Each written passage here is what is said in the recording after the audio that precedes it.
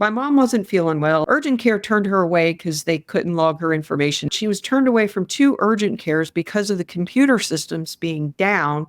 And it was all due to the ransomware attack, dealing with the Change Healthcare.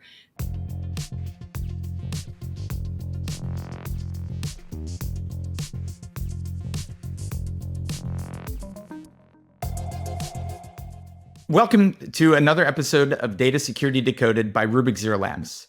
My name is Travis Rosiek, and I will be your guest host for today's episode. In this episode, I had the pleasure of sitting down with Maria Roat, a distinguished technology leader with over 3 decades of experience leading digital modernization at many federal agencies. Maria spearheaded digital transformation and cybersecurity initiatives in the U.S. Department of Defense, Department of Homeland Security, Department of Transportation, Small Business Administration, and most notably, the Executive Office of the President. Enjoyed hearing about her illustrious career and her trajectory from childhood, learning about technology, and having major impact across the U.S. government. With that said, I've left you waiting long enough. Let's dive in. So, kind of going back through your illustrious career and obviously some of your background and experiences that predates my knowledge and interactions with you in the past. You know, some of the things I've gotten from my just some of the research. You're a natural leader. So looking at the types of roles you've picked, I can kind of tell you're inherently driven to have impact in any of your roles and careers. So starting out in the Navy, 20 plus years in the U.S. Navy, then you pivoted to DHS, working for one of the agencies as the CISO, and then from a transformational perspective, trying to drive some of the federal government's innovation and adoption of cloud. So your work there in FedRAMP I found very interesting, compelling. And then you pivoted complete different department in the government around transportation. And that's an area that's really ripe for innovation. Lots of, every sci-fi movie kind of touches on innovation, and the transportation sector is really the ooh and ah. So in the CTO role there, I'm hoping you were working on like the Jetsons and things like that. So look forward to learning a little bit more there. And then your last role before leaving the government was the Deputy Federal CIO. And a lot of the transformational things and some interesting things happened during that time frame. So for those watching today, please hit the subscribe button. But also, they may not know about, some aspects around the federal government. So some of the organizations that you worked for and helped lead, they're basically equivalent to a Fortune 500 or a Fortune 100 company. If you look at the number of employees, the budget, the funding. So they're really mammoth organizations with huge responsibilities, not just, for the government itself, but citizens in the country, different partners and global trade and partnerships. So from that perspective, can you kind of describe some of your experiences over your career, trying to drive change, innovation, whether it be within the U.S. Navy and how you've kind of evolved that into, pretty incredible roles over the years that, seem to be at the right place at the right time? Yeah, it's interesting. You started out, talking about roles I picked. I didn't pick them most of the time. Somebody picked me. So it's interesting how when I look back that how often you're busy doing your job, and you know how this goes. Somebody taps you on the shoulder and says, "Hey, you need to come over here and go do a thing. We need you over here to go do something." And that's how I've ended up on a lot of the projects and programs I've worked on. And I realized, some of the programs I've worked on, it's not until you step away from it, you realize how big they are, right? You talked about government agencies being Fortune 500, Fortune 400, working at DHS is huge, Department of Transportation and others. And you don't realize how big they are. And it's not just big, it's also impactful, right? The work that they do. So, for my career, I've been in technology my whole career in cybersecurity, and I'll tell you, I don't know that I've ever had the same job twice in tech. And I'll tell you that I am not a good coder and not a good programmer because I can't sit still long enough. I can relate. Yeah, I tried it once, and I'm wearing a seatbelt right now. Yeah, you and me both. My hands are fidgeting. When I was at USCIS, I ended up being the CISO over there. And I was already the chief of staff for the CIO, working directly for the CIO. And there was a immediate departure of the CISO, and the CIO said, Maria, you've got it. You've got the technical chops. You know what's going on in IT. Poof, I was the CISO as well. So they made me the CISO for a year. And it was interesting because at the time, their FISMA score was an F, right? So CISO departing out the door, their score's an F, looking really bad for the entire department at DHS, and managed to get it to a B plus at the end of the year, right? Hitting all that low hanging fruit. And that's something I've learned over time that I know how to do. I know how to troubleshoot, and I know how to build a thing. And it took me a long time to figure out that I was in that construction business, right? Troubleshooting and construction. But I'll tell you that, even early on in my career, when I worked for Department of Navy, I worked for Navy Medical. And when you think about, and I'm going to go back into the 90s, Travis, for a minute. I worked on Navy Medical's very first networks. They had a couple of 2.4 circuits. We built their first global network for Navy Medical, going from 2.4 and 9.6 circuits to T1s. That was a big deal at the time, putting in their first networks in the hospitals. I remember walking through hospitals, telling them, here's where the drops go, and I was responsible for all the routers for the East Coast in Europe, for all the hospitals, medical and dental clinics. And when you think about, that transition and change over time, and you look at all the different roles I've had, I think every role I've had is just built one right on top of the other. You mentioned Department of Transportation. What a cool job that was. I learned more about connected cities, connected intersections, V2V, V2I, and notably, I learned about the impacts of transportation access and the relationship with food deserts, right? Who thinks about that? When you're at the Department of Transportation, it's all about safety, testing, whether you're a pedestrian all the way through airplanes, right? And every mode of transportation in between.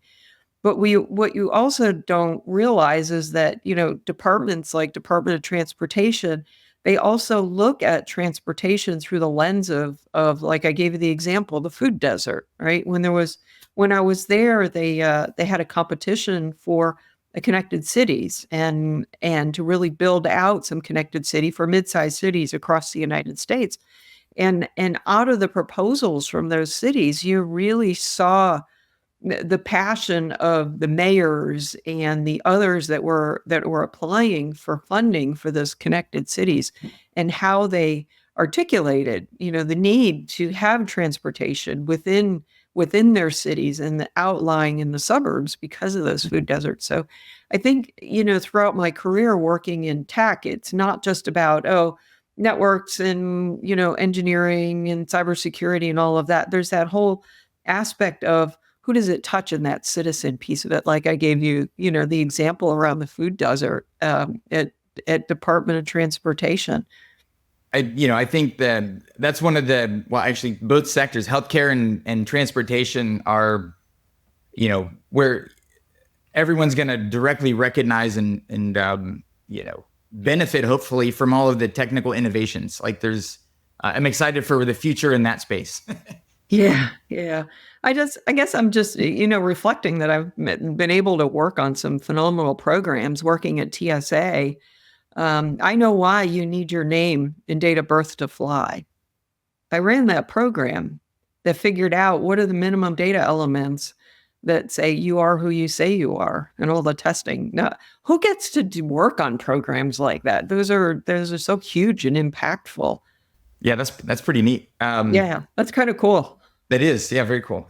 So yeah, speaking of some of the, innovative things you've worked on and kind of a change agent, kind of a trailblazer, I have 3 daughters. So kind of in your time frame, being when I was in school and growing up, I didn't really have a lot of women in the technology industry. So from your perspective, kind of being a trailblazer, a female in the Navy, leading technology within the government, and driving innovation. Maybe what has been your experience like? What advice do you have for getting American citizens, school age kids interested in technology, but also as a female trying to have a leadership role and have major impact in this industry? Yeah, you know what? I have to go. I'll go back a little bit and tell you a little story. I was actually in high school and I worked on my first computer. And I will share that I'm old. It was in the late 70s. I was, later in the 70s, and the tech ed programs at high schools. The tech eds generally for your junior senior year. They were actually offering a programming course. I learned RPG2 on a mainframe in high school, and I went, "This computer thing's kind of cool." And coincidentally, my cousin, who's 10 years older than me, worked in a computer room. And I got to go visit at 15 years old, and lots of blinky lights, lots of tape drives, and I got to see what he was doing. And that's what piqued my interest. And even in high school back then, they were still pushing women to, get out of high school, go get married, have babies. And I didn't grow up in that. My dad was always, I took math classes. I was good at it. Math, business classes. I didn't take all that home ec and stenography and stuff. And I was very interested in that. And that's how I joined the Navy, because the colleges were not teaching anything around computers, but the Navy had schools. And, we didn't grow up with a lot. So joining the Navy, great, free education. And that's how I ended up. And it's interesting when you go back and you look at the arc of women in tech, that in the early 80s, there were a lot of women working on computers. They were the operators, they were the programmers, they were the troubleshooters, they were working on, essentially, and it was mainframes at the time, in the early 80s still, but moving into the PCs, there were a lot of women. There really were. And when I joined the Navy, I wasn't on board ship because they didn't have women on ships then. They didn't put women on ships until 83, I think, the first supply tenders. And there were a lot of women that I was around working with. Now, in the military, in uniform, I was one of the few. There weren't a lot of us that were, data processing technicians at the time. But I was around a lot of women. And when you look at the arc of, mainframes going away, PCs coming in, network, all of that in the 90s and all of that change, a lot of these women were retiring. And when I look back, I see that there weren't women coming back into the space.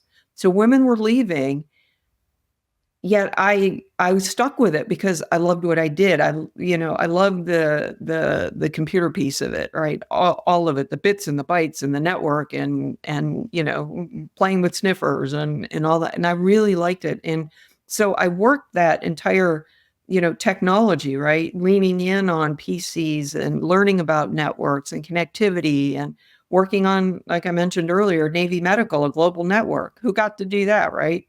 And support all of that. So it was kind of cool. But that's where I saw a lot of women were not coming into the field.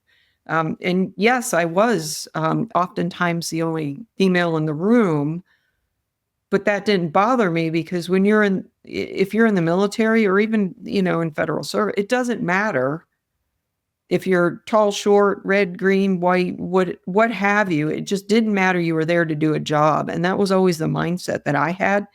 And to the credit of the men that I worked with, it was the same thing. You're here to do a job. You're here for the mission. You get the job done. And that's what you're here for. So, early in my career, it just didn't make a difference that I was female or not. And I think people need to keep in mind that, that arc of, lots of women in tech, and then they kind of tapered off, and now you're seeing more women and not as many as I'd like to see, in some of the technology fields. But you're starting to see more, especially on the data, on the data front as well.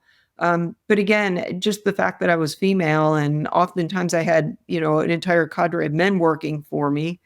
However it worked out, it was,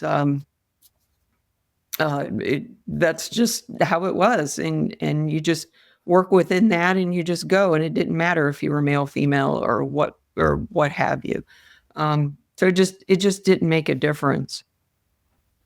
No, very, very interesting. Looking at the arc as you mentioned, and I think one of the things I miss about not being in the government is the mission and kind of that mission first mindset. And regardless of what your background is, as long as you're contributing to the mission, that's the priority. Yeah, and I think one thing the military does for anybody, especially, whether you just go in for a few years or you stay for your career, they definitely shape your leadership style because you're working with people from all walks of life, different personalities in all types of situations.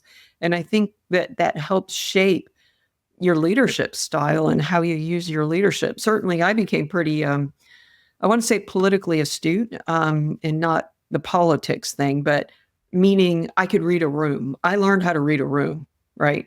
And I learned That's as an I invaluable skill set, by the right, way. and I learned as I went, and I paid attention and I listened, right? You got 2 years, you listen.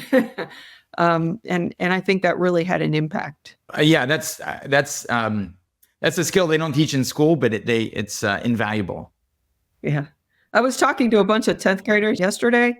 I went to the high school and they have a tech program, and I'm not sure that there was listening going on.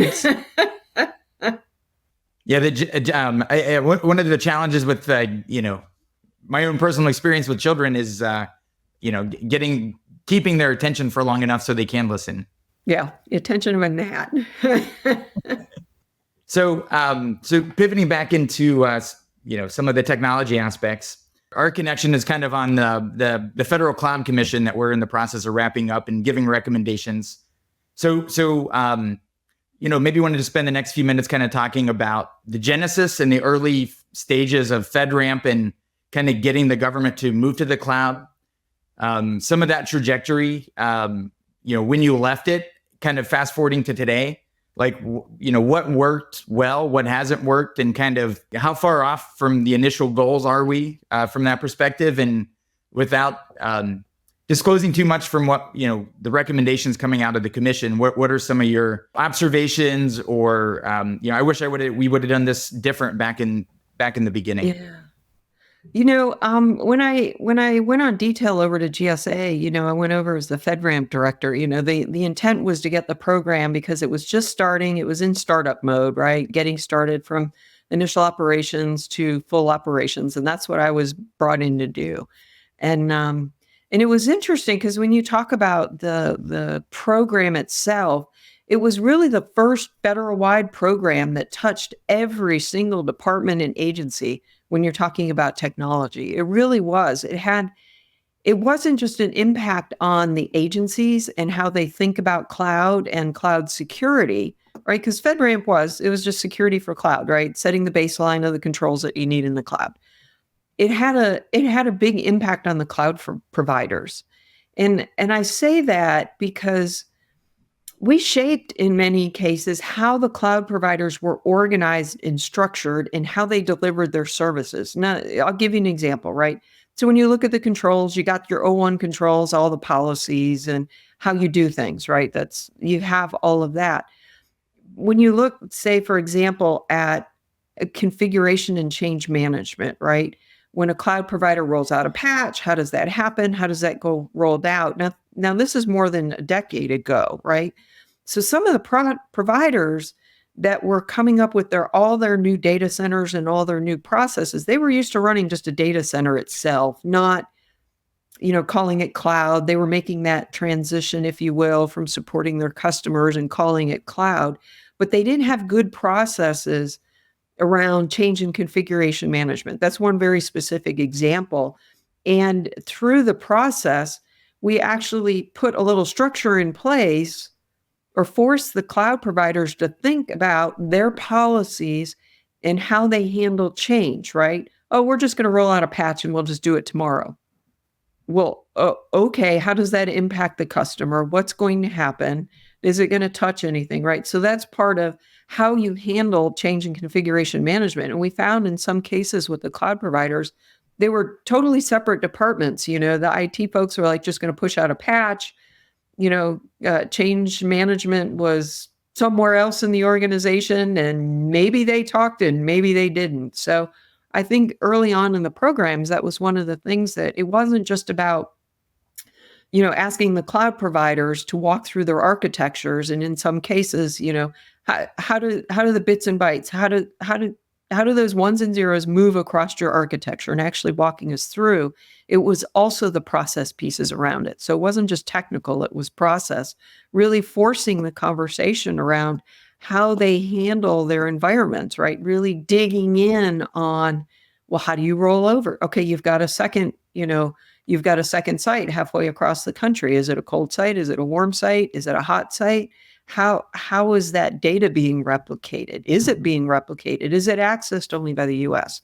So there was a lot of it really forced the conversation around, well, we're just, a provider, not, we're just going to throw up a cloud and we'll go from there. But it really forced the structure and really to think harder about security and the controls around it and how those environments are managed. Yeah. The non-technical aspects of technology, i.e. like processes in this case, are kill you. Critical and important. That's the piece that'll kill you, right? You can have all the technical controls you want and check all those blocks, but if some of those process and that people piece of it, right, those other components aren't lined up, then not helpful. And obviously the process centric, probably comes for some of your Navy training. So yeah, when I went on subs don't function too well if there's breakdowns in processes. Yeah, you know what? When I came into the FedRAMP program, there was lots of things going on. A startup, right? Lots of things happening, lots of activity. Okay, we have to go from here to full operations. What's the plan? And I put together a plan, and here's the plan, and here's a schedule, and here's how we're going to get to. And it was actually about 9 months, 10 months. I said, well, okay, what's even the definition of full operations? What does that look like? Right. We had to figure that out. But yes, I put some structure around it. And folks that were used to moving in a startup mode kind of went, what just happened? So, no, that's incredibly insightful. It's always good to understand, how things are created and how they're built. I think I have a book on my bookshelf, how things are made. So it's kind of yeah, exactly how FedRAMP was made. So that was very interesting.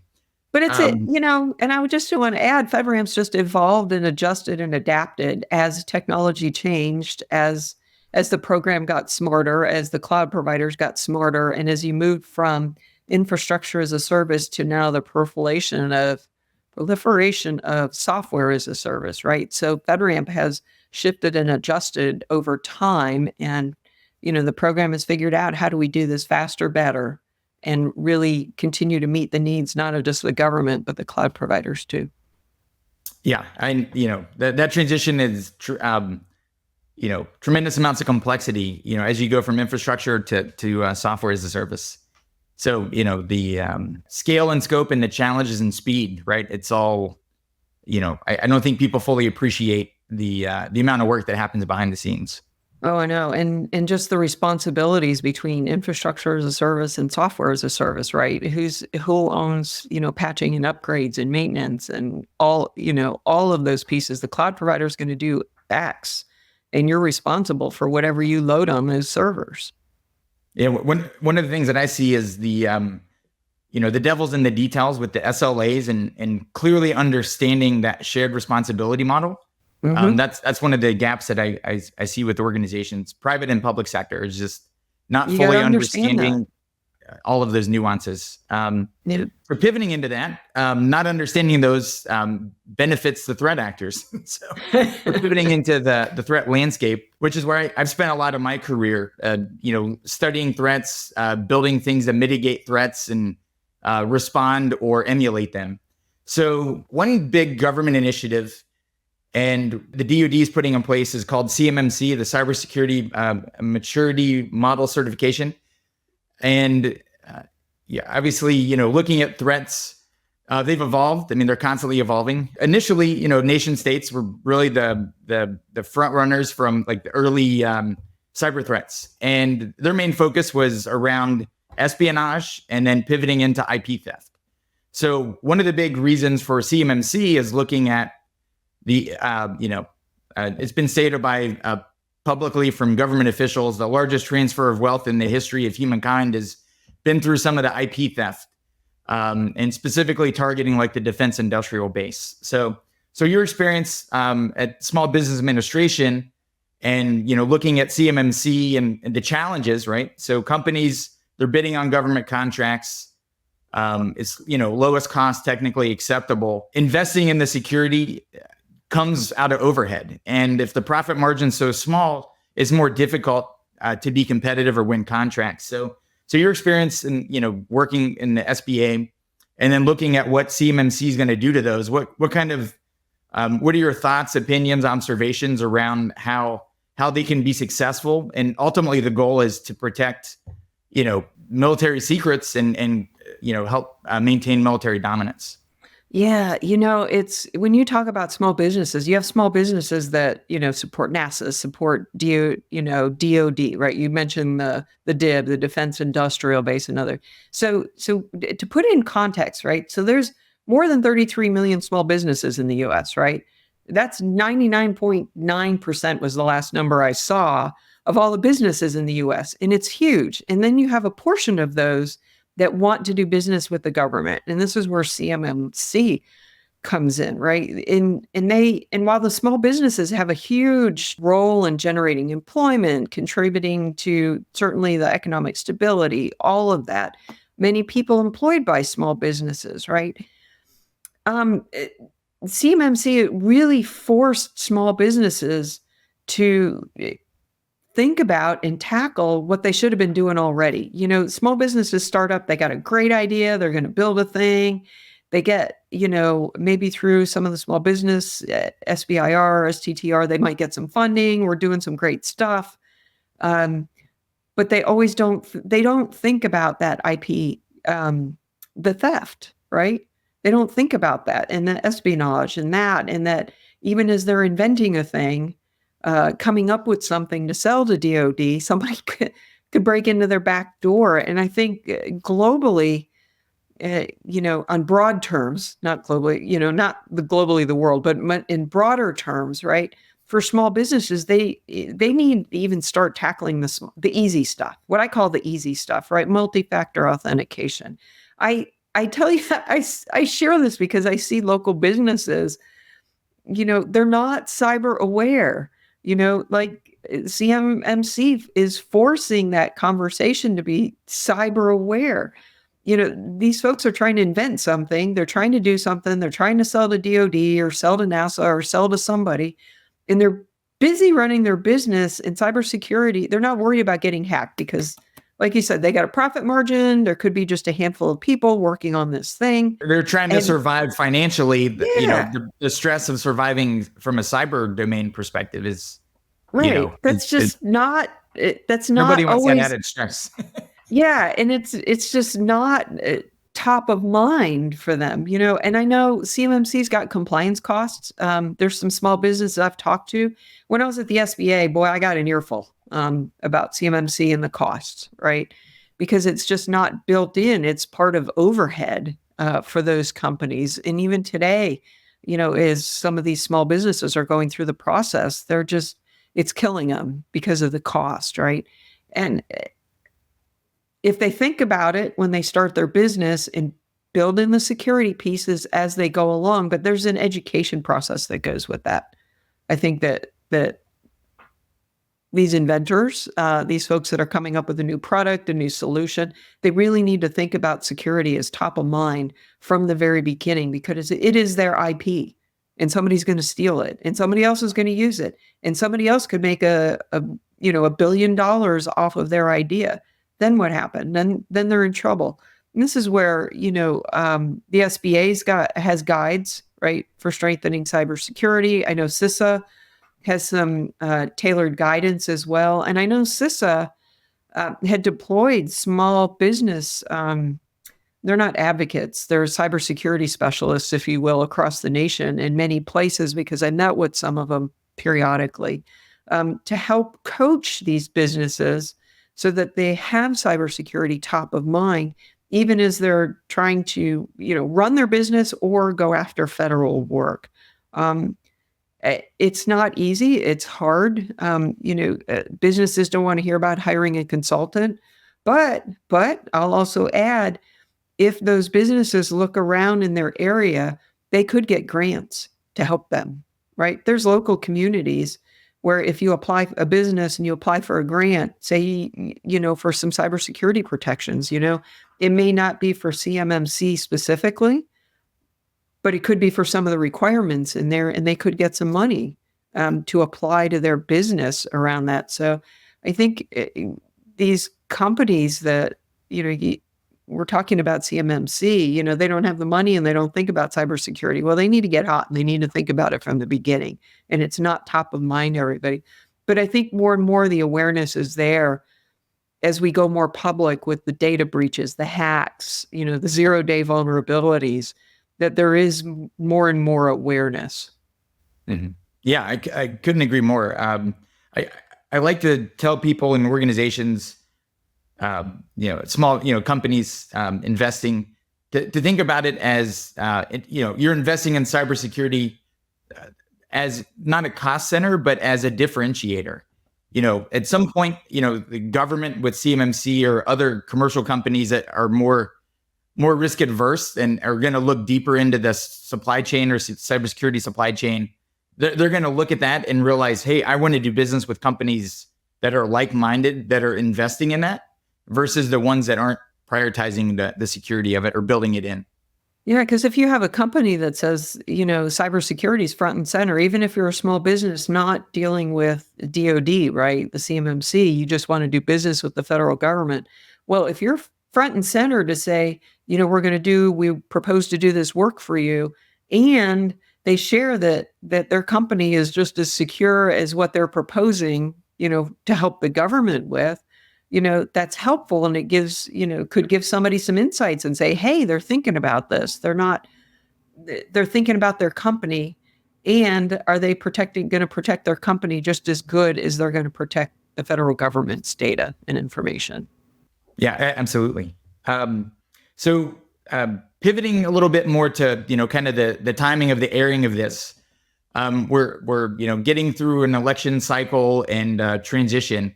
So, one thing I talk about quite a bit is cyber threat actors are very opportunistic. So we would love to get some insights from you about what you've seen, past experiences where cyber threat actors have been opportunistic. So looking at changes in leadership, presidential regime changes, being opportunities for an adversary to inflict pain and harm. So would love to kind of get your thoughts on that and any recommendations you have as well. Yeah, a couple of things come to mind right off the bat. So I'll tell you that I was at SBA during not the last two transitions ago. While I was at SBA, as soon as we put, new leadership coming in, new administrator, starting to update the website with contact information. Next thing you know, we got a flood of emails coming in that are coming from, fake Gmail accounts, trying to make it look official, trying to get leadership to respond, all kinds of stuff like that. And I remember the very first time those emails started coming in. Now, me and my cybersecurity team recognized, and my IT staff recognized it for what it was, right? Yeah, okay, they got their email addresses, they're spamming them, they're trying to, put out a hook, right, to get somebody to respond. And I think for the incoming administration, it was, oh my God, what's happening? My hair's on fire. Why is all this stuff going on, right? And we had the experience to know, okay, yeah, this got through, it's spam, it's coming from something, we could block it and fix it. So it's little things like that. This was from 8 years ago that we saw. And then when you fast forward, very opportunistic, right? New leadership, new contact information goes up on a website, bam. Next thing you know, lots of phishing going on. And if you go back to the last administration change, opportunistic again. What happened in November, in December of the last administration change? SolarWinds, right? SolarWinds hit. And this was during the transition. I was, the CISO had left, the CISO that was there Of course, I was, certainly in a role of the acting federal CIO and the CISO. And okay, SolarWinds hit, and again, this was during a transition change, and you're going to see this again and again and again for agencies. And I think it's important that agencies are not just diligent during change like this, that they are diligent all the time in paying attention to what's going on in their networks, making sure things are up to speed, as far as patching and access controls and all of that. Don't pay attention to it during a transition change. Pay attention all the time. Like I said, SolarWinds hit. That became public right during the presidential transition. So you had one administration leaving, you had another one coming in, and the one coming in was their hair was on fire. Oh my God, SolarWinds just hit. All this going on. And next thing you know, what came out of all of that? The cyber executive order to double down and push agencies around really developing their zero trust strategies. All right. So good things come out of bad things that happen, but should the bad thing have happened in the first place, right? And some agencies were already... I prefer to be proactive and not reactive. Yeah, thank you. And some agencies really were very proactive. They weren't running the older version on-prem SolarWinds, which was, the problem with a lot of it. So a lot of agencies were already proactive. They'd upgraded. So it wasn't a problem but some of the agencies were impacted. And this really forced some of the agencies that were not leaning in on their zero trust architectures, their cybersecurity strategies.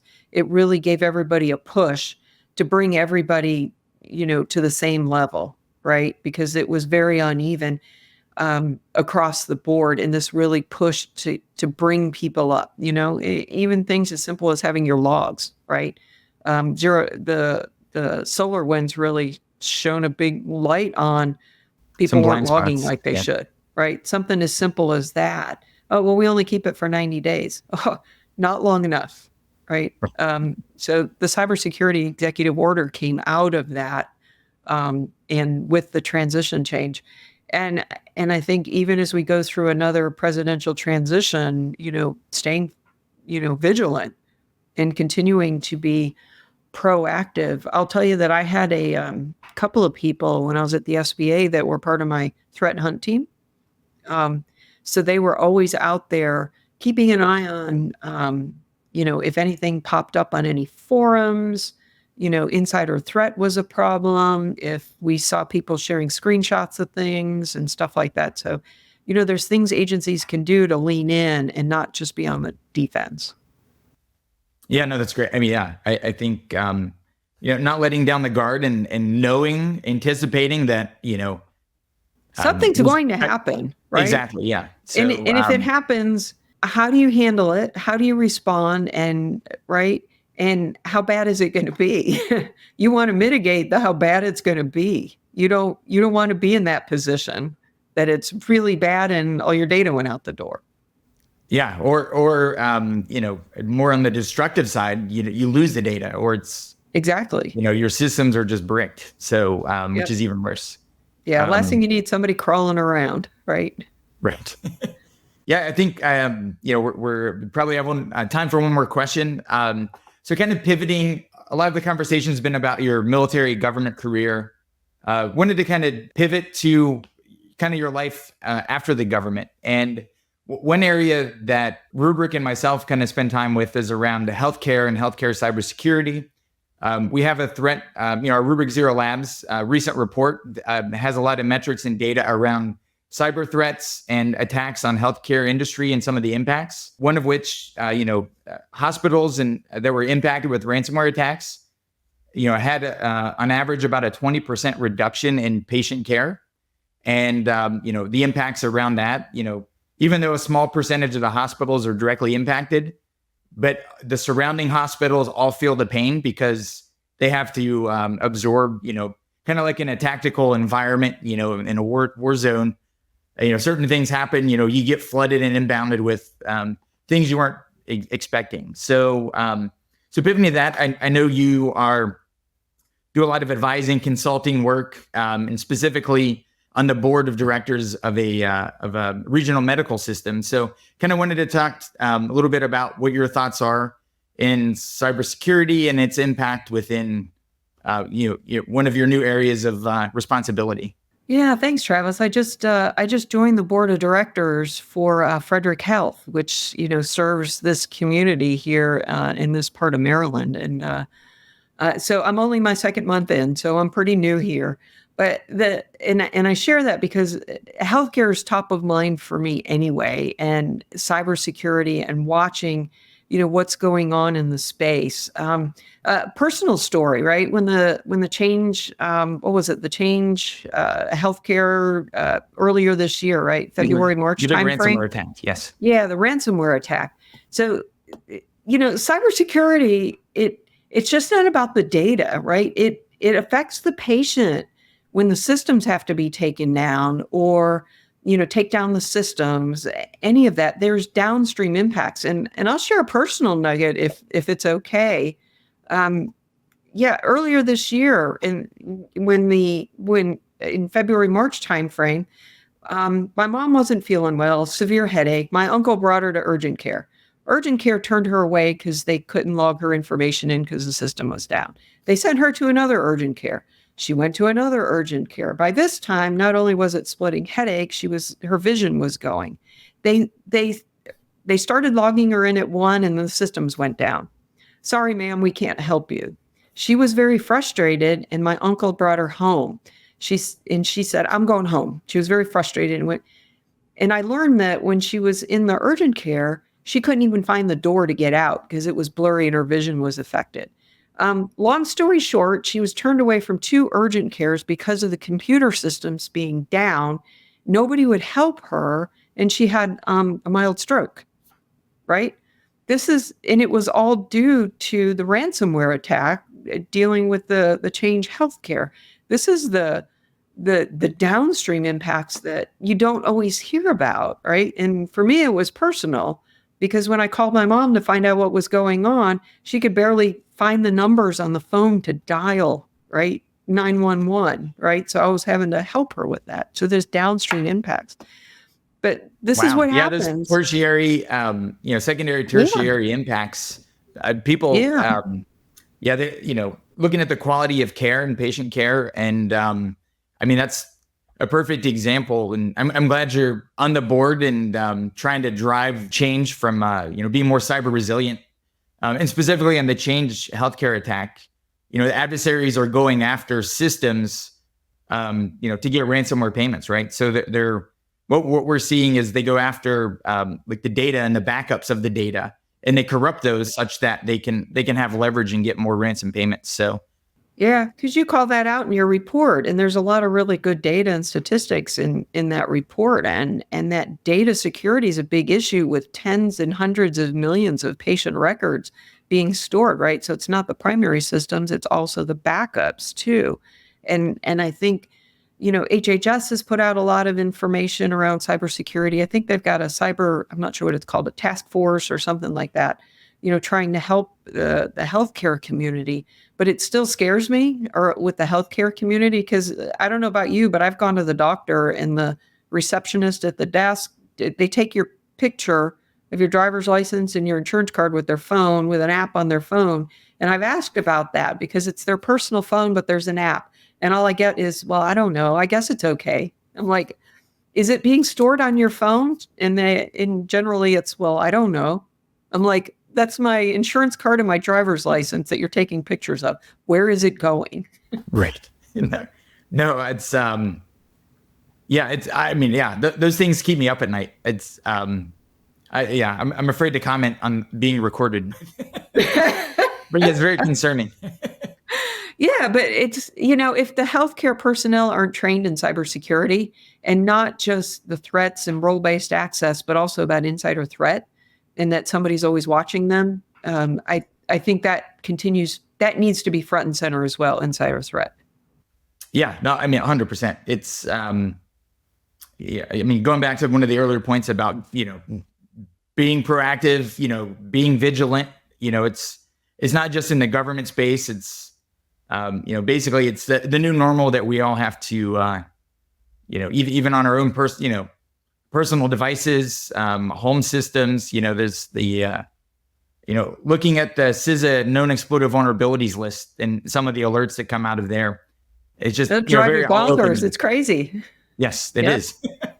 So that said, I think fortunately or unfortunately, we'll have jobs in the cybersecurity space for a long time, but hopefully, it won't be as stressful in the future. I'm with you on that, Travis. So thanks, Maria, for sharing that personal example and highlighting, the importance of being vigilant in cybersecurity and across every industry vertical. It impacts not just government, but also day-to-day life of citizens across the world. So that said, as part of the podcast, we like to end on a question that we ask every guest. So after your illustrious career and looking forward to the future, do you feel more optimistic or pessimistic about the direction we're headed as it relates to cybersecurity? Yeah, that's a great question. I'll tell you what, I am very concerned about the upticks and, those zero-day attacks, right? Staying vigilant for those. And I think there's a responsibility all the way around on that. Yeah, there was a record number last year. Yeah. Yeah, when you look at the numbers. My glass is always half full. It drives my husband crazy because I'm the eternal optimist. So I'm just going to lead in with that. But again, I'm very concerned about the upticks in zero-day attacks. Even as businesses and the government, they build their zero trust capabilities, right? That's a journey. I'm still optimistic. Rome wasn't built in a day. Lots of work remains, and it will continue. And I'm optimistic because I've experienced firsthand how fast the government can move when it needs to. We saw this during the pandemic. When resources were needed and available and bureaucracy got out of the way, we moved fast because we had to. Businesses can move just as fast, and sometimes they do follow the government's lead, especially when you look at zero trust and architecture. So my glass is half full, but we have to keep our foot on the gas. Yeah. Right. Technology capabilities change so fast. And we have to be just as fast, not only on the defense, but to build our offensive capabilities, right? Lean in on being proactive. I'm not saying offensive, go out and attack people, but being proactive in that regard. So I'll continue to be the eternal optimist. Okay. So maybe digging just a little bit deeper into that. So you talked about 9/11, the barriers kind of come down and the government moves fast. Same with, the pandemic. How much further can we sustain things this way until we have to get to that point? Like, how close are we to the point where, we have to go all in and focus on speed of impact versus kind of going at the normal trajectory? Yesterday. Okay. I would agree. We should be doing that We should be doing that already. Okay. We're behind if we're not doing that. Okay. Perfect. All right, on that note, I couldn't agree with you more, and it was a pleasure to speak with you, and hope the audience enjoyed the conversation today. Great. Thanks, Travis. Thanks, Maria.